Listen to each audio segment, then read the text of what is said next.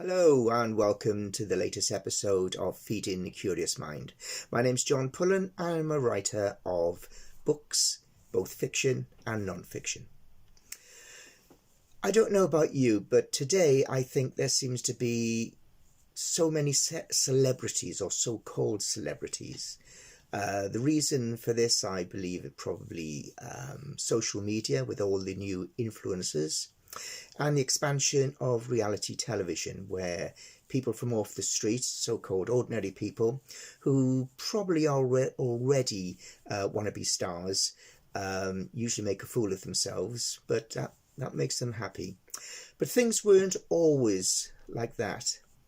If we think back to the beginning of the 20th century, there were very few celebrities around.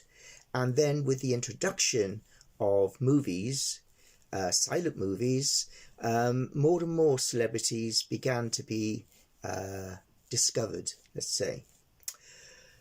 Some of these we remember as Laurel and Hardy, Buster Keaton, the Keystone Cops, but there was one that stood out above all the others, and that was Charlie Chaplin. He was born in 1889 in South London, and he was a child performer. His first role on the stage was as Billy the Page Boy in an adaptation of a Sherlock Holmes story. At the age of 21, he moved to America, where he joined the troupe of Fred Karno, and they toured America. It was a very successful tour.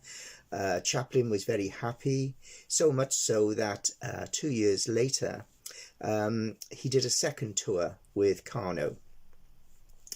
Staying in America, he then found that new art forms such as the silent movies were in full swing, and he got his first break in a film called Making a Living. Unfortunately, it's true to say that he and the film did not receive many good reviews or even reviews, but the studio stuck with him, and he proved their faith in him the next year, 1914, by making 35 movies in 1 year. Now, of course, they were short films, they were in black and white, and of course they were silent movies. The same year, Chaplin invented the character which would send him to superstardom. Of course, we're referring to the Tramp. Soon his hat, his cane, and his doleful look became his trademarks worldwide. All of his films were comedies, but they were more than that. All of them had a social conscience. Now, this would lead to problems in the future.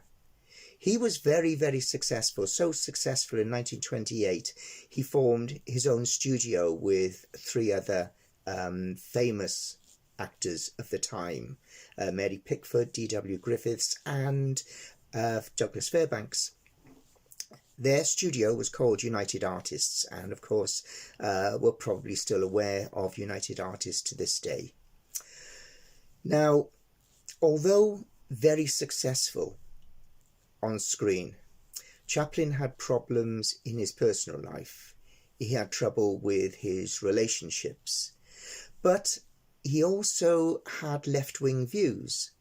And because this was now entering the McCarthy purges, where everyone was suspected of being a communist unless they could prove otherwise, he decided to quit America, and he moved to Switzerland and lived there until his death, Christmas Day, 1977.